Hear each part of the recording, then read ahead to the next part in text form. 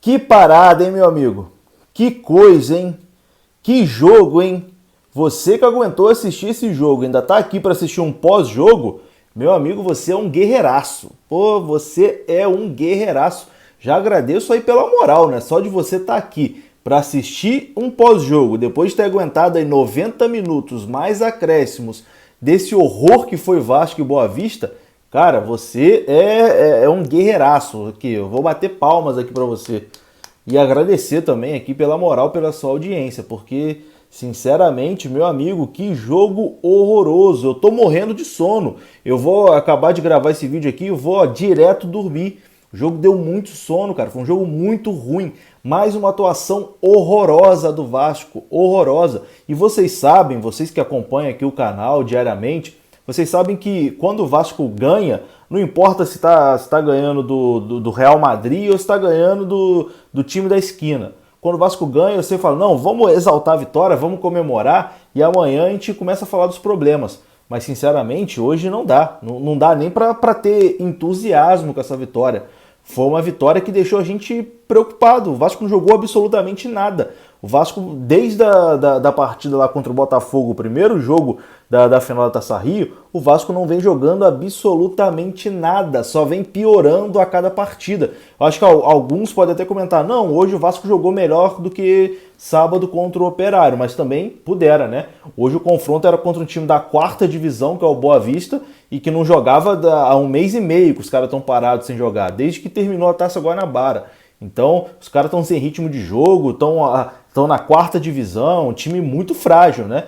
E mesmo assim, o Vasco não conseguiu fazer uma partida sólida. O Vasco não conseguiu se impor contra esse time de 4ª divisão, contra um time que não jogava há um mês e meio. Sim, completamente inacreditável, inacreditável. Eu acho que o sinal de alerta tem que estar ligado e cada vez mais prova que esse elenco do Vasco, ao que parece, não está pronto para disputar a Série B do Campeonato Brasileiro, não. O Alexandre Pássaro aí deu algumas entrevistas falando que não, o elenco está fechado, a gente tem jogadores para todas as posições. Meu amigo, é com esse elenco aí que a gente vai, é com esse futebol aí que a gente vai jogar a Série B. Se for com esse futebol aí, eu não vou usar um palavrão aqui não, mas a gente está, ó, F. Vocês já entenderam o que é, a gente está F na Série B.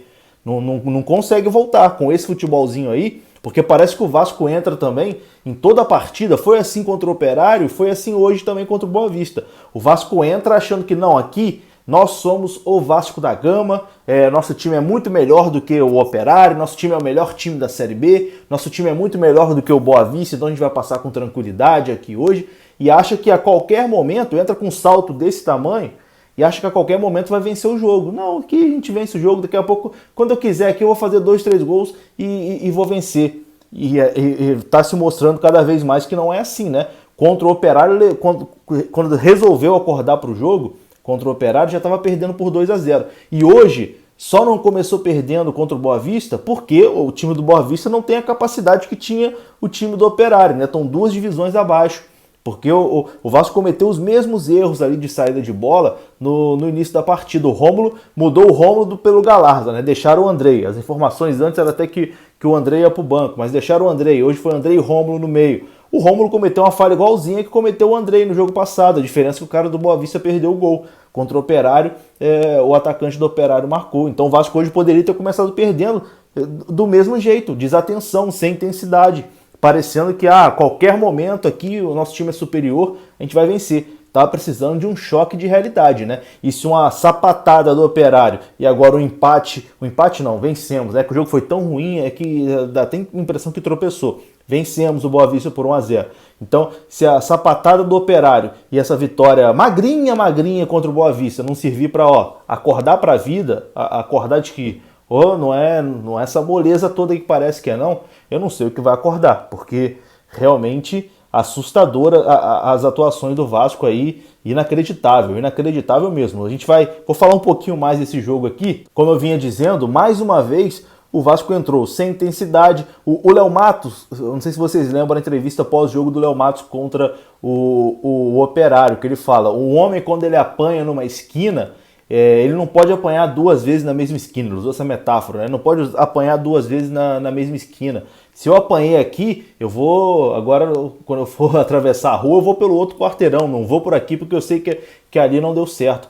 Mas o Vasco usou praticamente a mesma esquina, né? Aqui usando o exemplo do Léo Matos, porque começou cometendo os mesmos erros ali contra o Boa Vista. E como eu disse, se o Boa Vista fosse um time um pouquinho superior, o Vasco teria começado perdendo a partida. Primeiro tempo muito ruim, aliás, o jogo todo foi muito ruim, o primeiro tempo foi ruim, o segundo tempo conseguiu piorar, mas no primeiro tempo o Vasco conseguiu ali achar um golzinho, né, com o Sarrafiori. Talvez a única, aliás, duas coisas positivas nesse jogo, o gol do Sarrafiori e também a atuação do Vanderlei. Mais uma vez fez boas defesas e conseguiu garantir essa vitória do Vasco. Então o Sarrafiori aos 45 do segundo tempo, do primeiro tempo, perdão, aos 45 do primeiro tempo, o Sarrafiori fez o gol que foi o gol da vitória do Vasco, um gol até bacana, né? O Morato ali toca para o Sarrafiori chuta colocada, a bola tem um desvio, ele chuta de primeira, né? Mostrou ali rapidez também e fez o gol do Vasco, o gol que dá essa vantagem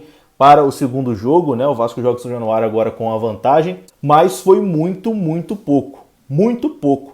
Eu acho que tem que ligar o sinal de alerta de que com esse elenco vai ser um Deus nos acuda da Série B. Se não contratar, vai ser um Deus nos acuda da Série B. E eu sei que vai ter gente nos comentários falando: ué, Juninho, mas por que durante o Campeonato Carioca você não falou que tinha que contratar, você não falou que o time era isso, que era aquilo?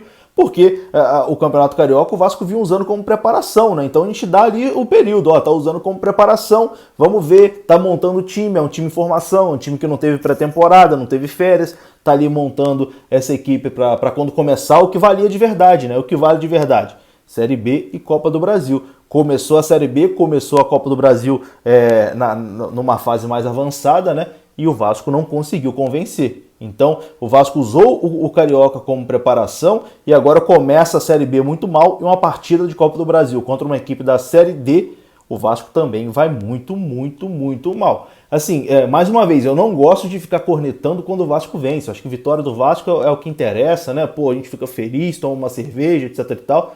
Mas hoje foi assustador. No final de jogo, o Vasco estava com um jogador a mais e o Vasco não conseguiu ter intensidade contra o Boa Vista com 10. O Vasco jogou praticamente 20 minutos com um jogador a mais e não deu um chute pro gol. O Vasco não chegava no Boa Vista, o Vasco ficava esperando o jogo acabar com um jogador a mais. Sim, constrangedor. O Vasco poderia hoje ter matado o jogo, faz 2-3, Boa Vista com a menos, vamos acabar com isso aqui. Mas não, o Vasco estava satisfeito com 1-0 contra o Boa Vista. Final de jogo foi melancólico, o Vasco trocando passe sem objetividade para o juiz terminar o jogo, para garantir 1-0 com um a mais contra o Boa Vista. Sim, foi vergonhoso, né? Patético.